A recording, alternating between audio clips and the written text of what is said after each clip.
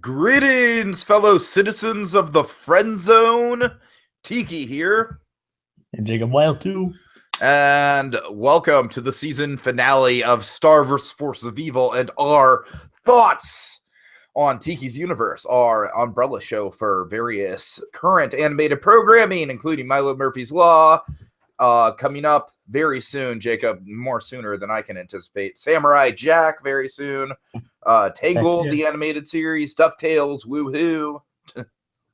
Big Hero 6. Big Hero 6, yes. Jacob, I feel like they literally should just call the new DuckTales, like, kind of like the classy version of Teen Titans Go.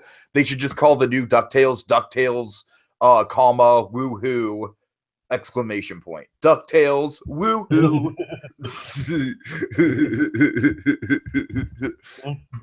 but uh but yeah, we're here to break down the season finale of Star vs. Force of Evil.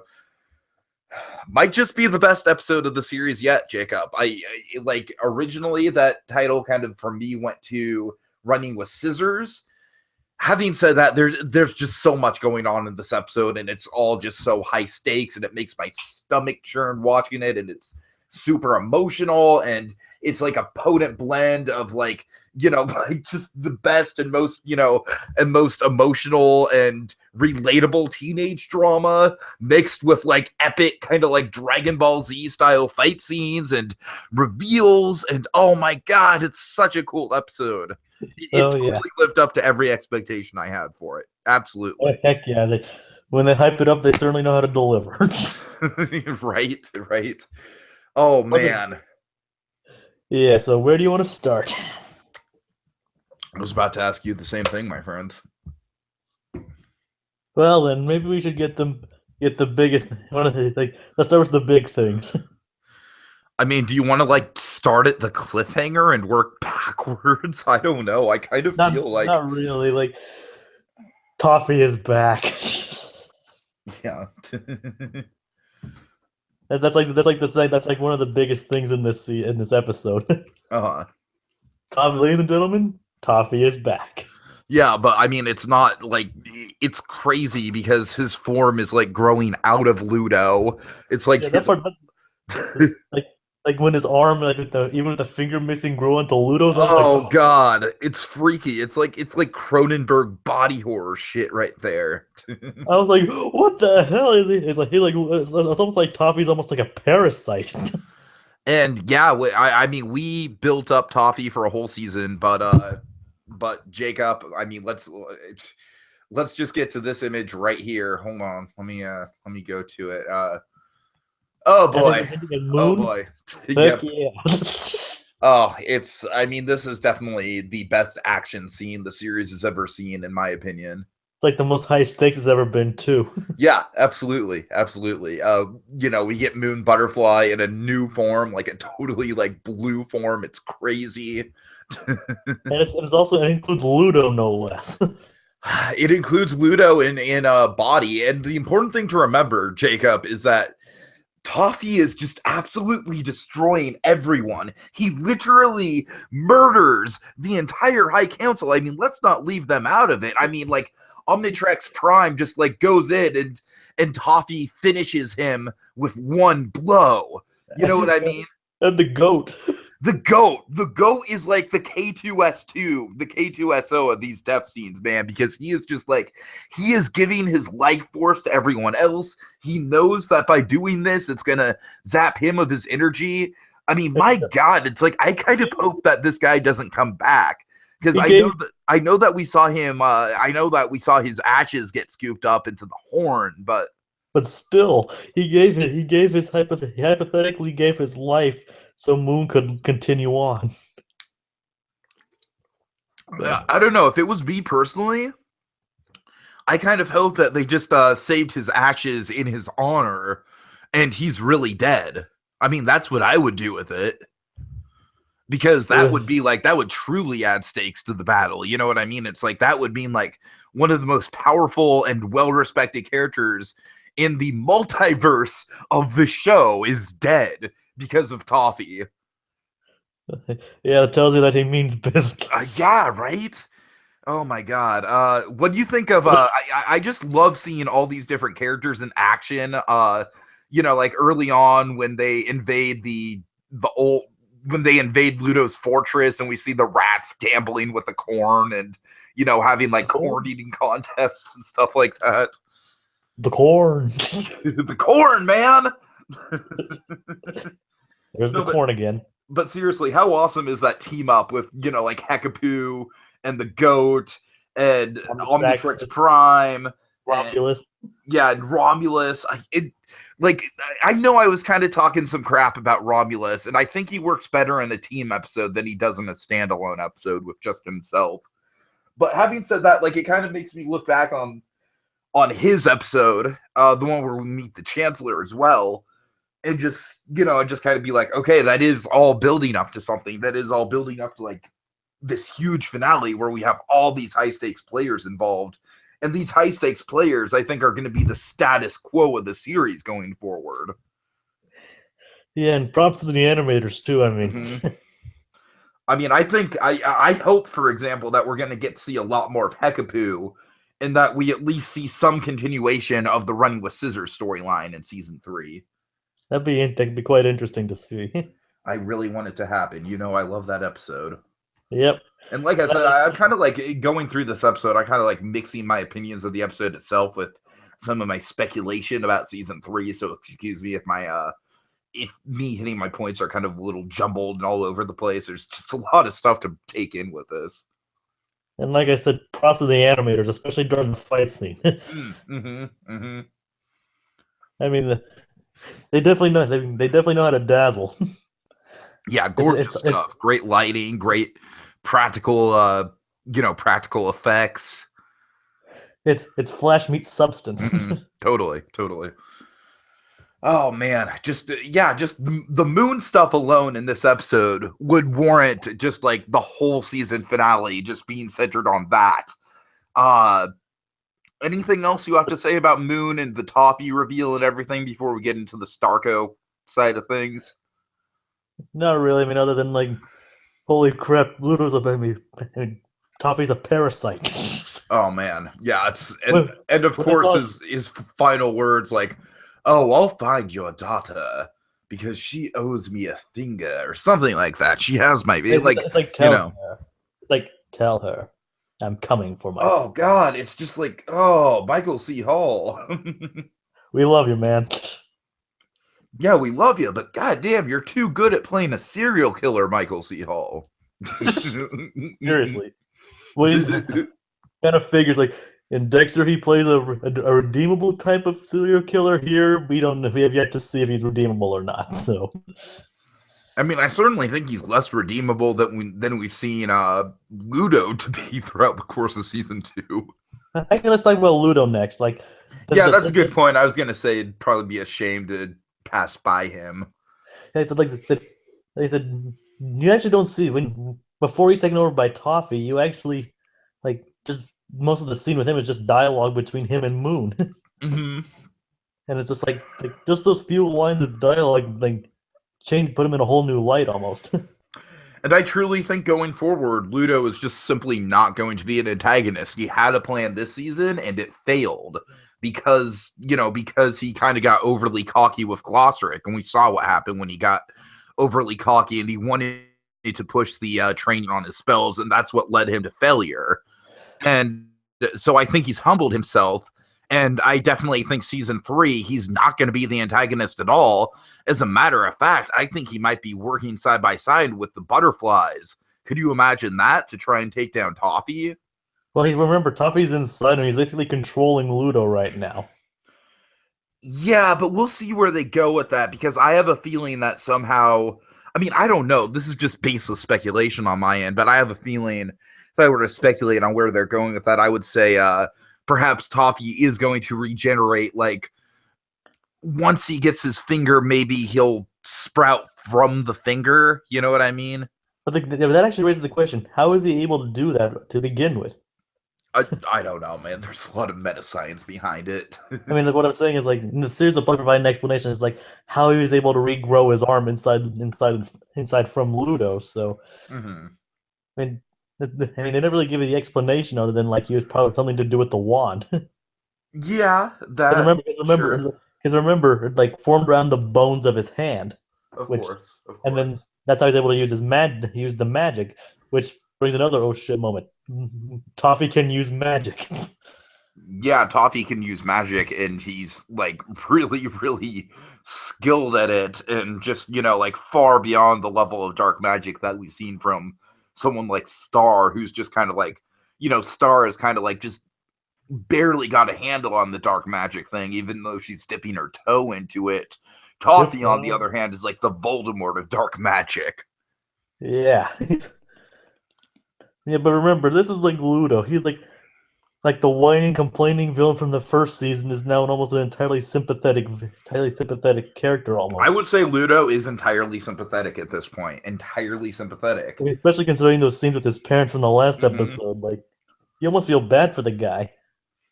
And I mean, look at me. I'm wearing a potato chip bag for a shirt.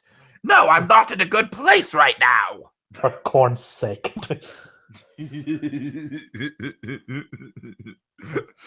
But I love it because throughout the whole season 2, they've managed to make him both super intimidating as a villain, and then Something go, season one, something season one never managed to do. of course, and then go the complete opposite direction with that. It's such good writing. It's such good writing. Without even ruining his character, making it feel like a natural progression.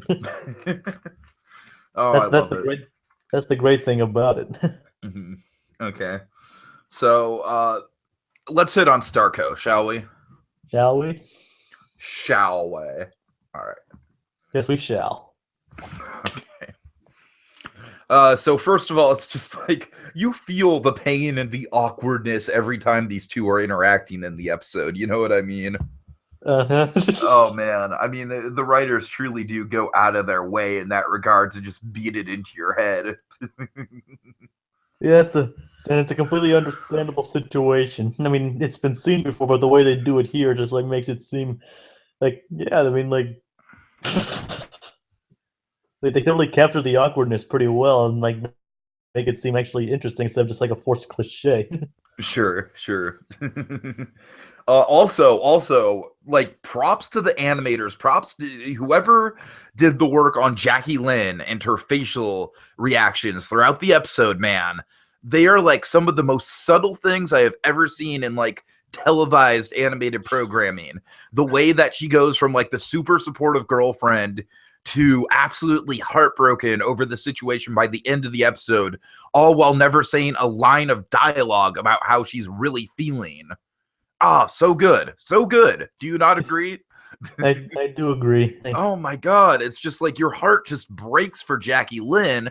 At the same time, I think most of us watching the show are kind of like Team Starco at heart. You know what I mean? So we do eventually want to see these kids get together, and Jackie Lynn is kind of like I mean, Jackie Lynn is a great character in her own right because she is kind of like the girlfriend you would want to have. She's super supportive. She's super upfront. She likes Marco for his flaws, and she doesn't want to try and change him. You know what I mean? Yeah. But Star, it's like like we've been so invested in Star, and I don't know. This is just the reactions the episode. Apparently, the episode makes me into a 14-year-old girl watching Degrassi. Makes me the same way. As we pointed out before, ship it like Amazon Prime. Oh God. I ship it hard. Oh man. I'll openly admit that I ship it. Okay, let's talk about the one of the most amusing sidetracks in the finale, which is Oscar. Yeah, Surprisingly, yes. back to basically like showcase once and for all how much of a loser he is. So he It seems like drops out freshman year of high school to pursue his illustrious career in solo as a solo guitarist. yeah. Oh my god.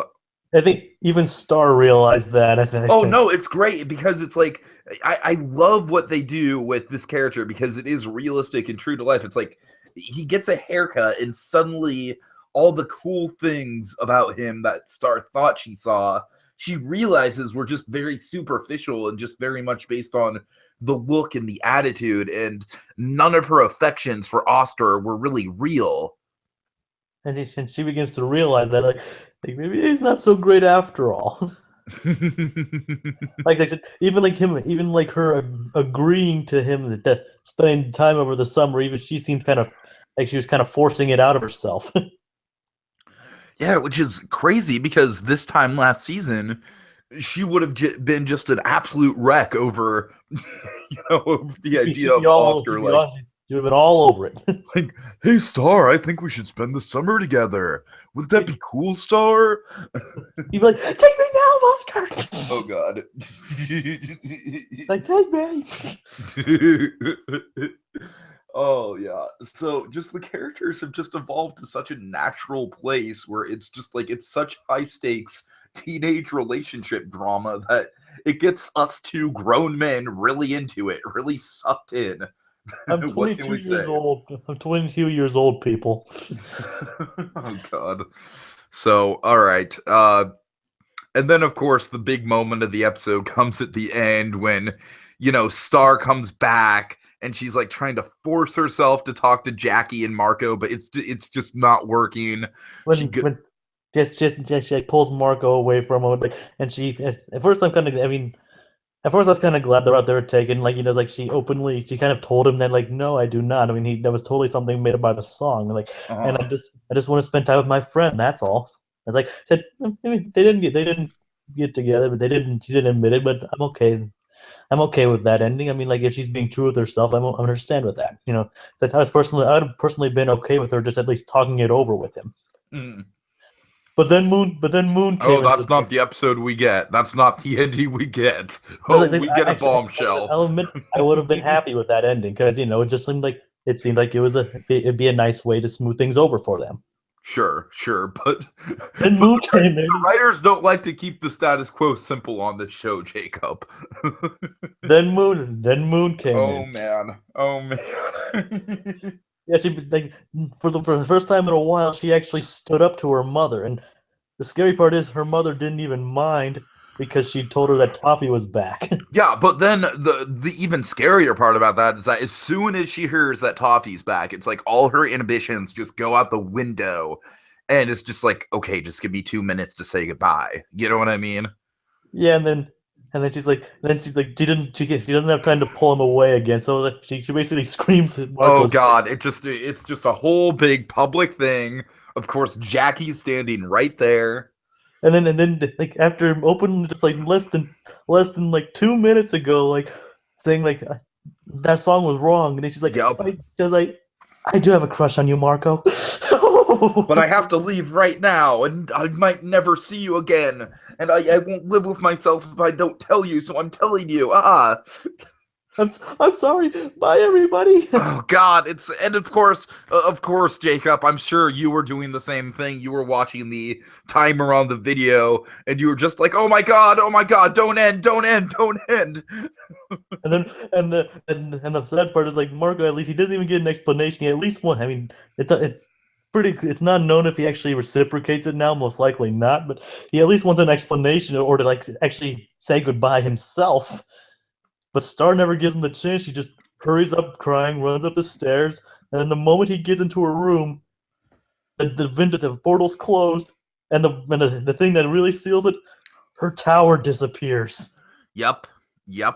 And then over the end credits, Jacob, probably the most artistic touch of the whole finale is instead of the whole like, I think Earth is a pretty great place, we just get silence.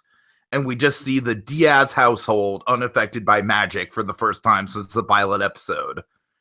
And it's haunting. It's absolutely haunting.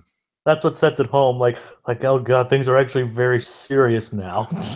But then, of course, on a light note, if you stay through the credits, it does end with a bit of a comic relief of Oster's guitar finally landing in the Diaz lawn. Like, what do you mean it didn't go to Mars? I mean, that's basically what. I mean, that's one. That's pretty much. That's also one of the things that probably made Star realize that he probably wasn't that good. Like, because the whole Mars thing. Right. It's like you don't believe in me. Like, dude, she's just using common sense.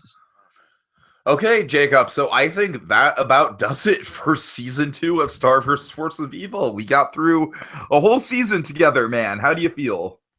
It was quite a ride, especially taking this entire month in. Yeah, it was amazing. And of course, now we've got Milo Murphy's Law, which, of course, isn't as strongly built on like this epic storyline and character development and whatnot. But hey, Jacob, at the very least, at the end of March, we get the episode that we've anticipated since the pilot episode of Milo Murphy's Law. The llama incident. The llama incident. I love that that's the season finale of Milo Murphy's Law. And you know what? It gets me just excited enough to be like, all right, let's do it. Let's really dive into this show. So, folks, that's what we'll be doing on Tiki's Universe. Of course, Jake, Dragon, and I will be doing the Tiger Philanthropist episode of Steven Universe, something that we've been hyped up on for like over a year since we heard about that episode title, and it's finally airing, folks. He's giving back. So all kinds of things happening on Tiki's Universe. Of course, Samurai Jack as well. I need to get started with the rewatch of that show. I have not really seen a lot of the original, so I really need to get my ass in gear for that one. Jacob, any parting thoughts for the season? It's been quite a ride, folks. We have no idea when the next season will be back. Nope. But it's bound to be quite an interesting ride, and I hope that nobody doesn't diminish the stuff this season's built up. But I put trust in. We should put trust in Darren and her crew to put us through quite another ride again. All right. So, folks, thanks so much for watching, and stay tuned next season when things get a little weird and a little wild yet again.